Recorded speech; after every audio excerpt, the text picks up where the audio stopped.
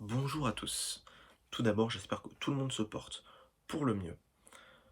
Aujourd'hui, je vais vous parler donc de l'alimentation pendant le confinement. On va découper cette petite vidéo donc en plusieurs parties.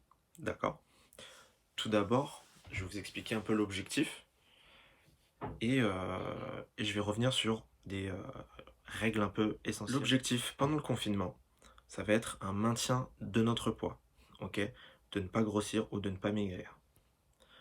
Pour cela, je vais revenir tout d'abord sur le mécanisme qui nous permet de prendre ou de perdre du poids. Chaque jour, notre corps va avoir besoin d'une certaine quantité d'énergie. Cette énergie, on va lui apporter par notre alimentation, donc la manière dont on va manger, ce qu'on va manger. Dans le cas où on va apporter trop d'énergie à notre corps, celui-ci, il va prendre l'énergie en trop et hop, il va le stocker. Il va faire plein de réserves.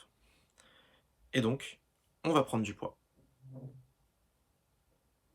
À l'inverse, lorsqu'on n'apportera pas assez d'énergie à notre corps, bah, il va être obligé d'aller puiser dans ses réserves, de récupérer tout ce qu'on avait en réserve pour l'utiliser. Et donc là, en fait, on va perdre du poids. Nous, notre objectif, ça va être donc de lui apporter la quantité d'énergie nécessaire chaque jour. Aussi que euh, ce confinement, ça va nous poser d'autres problèmes, c'est-à-dire qu'il va falloir amener un rééquilibrage de notre alimentation. Évidemment, pendant le confinement, on va être moins actif que le reste du temps, d'accord? On va pas aller à l'école, on va peut-être forcément faire moins de sport, de choses comme ça, d'accord? Donc, on va avoir besoin de moins d'énergie chaque jour. Il va donc falloir réduire la quantité d'aliments ou la quantité d'énergie surtout qu'on va apporter à notre corps. Je vais avoir un grand conseil, ça va être d'écouter notre faim, la sensation de faim. Je vais redéfinir ici ce qu'est la sensation de faim. Parce que même si ça peut sembler évident à beaucoup, il y a un peu un petit piège auquel il faut faire très attention.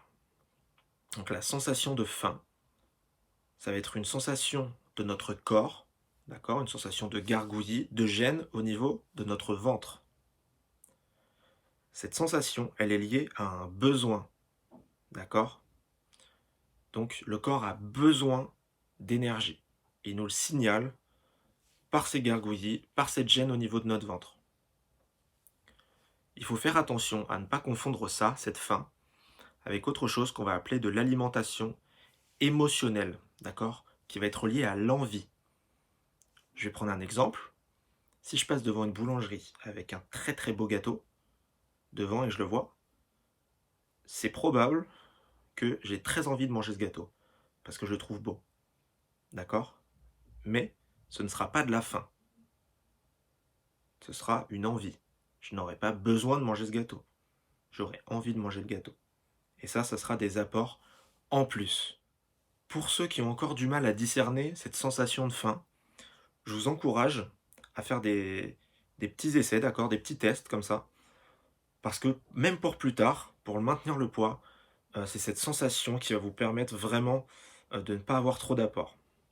Donc ce que vous pouvez faire, que ce soit avec vos proches, tout seul, ça va être de retarder un tout petit peu vos repas, vos prises alimentaires, d'accord?